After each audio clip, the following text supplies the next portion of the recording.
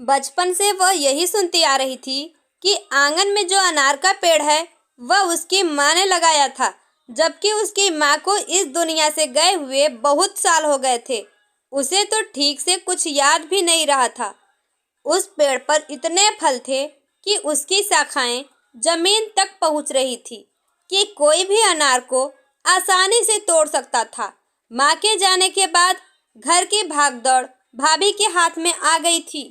एक बार उसके पति ने उससे कहा, मैंने सुना है कि तुम्हारे मायके में जो अनार का पेड़ है उस पर बहुत ही स्वादिष्ट अनार लगते हैं। कुछ अनार हमें भी तो चखाओ। दूसरे दिन वह अपने मायके गई, चुपके से अनार तोड़े और अपने बैग में छुपा दी। भाभी ने देखा तो आग बबूला हो उठ गई।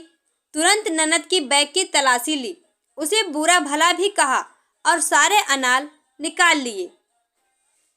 वह बेचारी दुखी मन से अपने घर को वापस आ गई। पति ने पूछा तो सारी बात बता दी, लेकिन मालिक की करनी ऐसी हुई।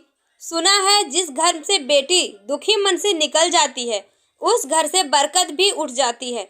जिस पेड़ पर मीठे और स्वादिष्ट अनार लगते थे, अगले ही साल उस पेड़ पर एक ही अनार नहीं लगा, बल्कि ऐसा हुआ कि उसकी जड़ों में कीड़े भी पड़ गए और वह पूरे जमीन तक फैल गया, जिसके कारण पेड़ को जड़ से उखाड़कर फेंक दिया गया और उस जगह पर भारी मात्रा में केमिकल डाला गया ताकि कीड़े खत्म हो जाएं।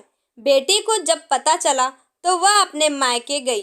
पेड़ की जगह पर हाथ रखकर अपनी माँ को याद करके रोने लगी।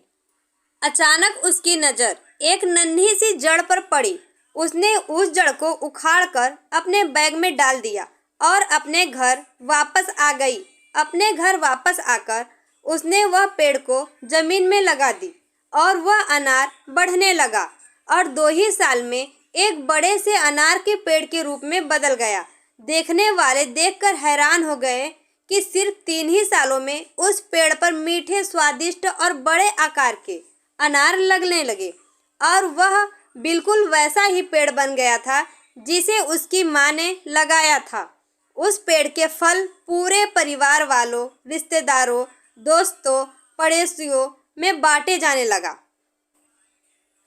वह बिल्कुल एक जादुई पेड़ की तरह बन गया था जो पूरा साल हरा भरा रहता और उसका फल हर परिवार में खाया जाने लगा। समझने वालों के लिए इसमें मालिक की तरफ से एक बहुत बड़ा संदेश था।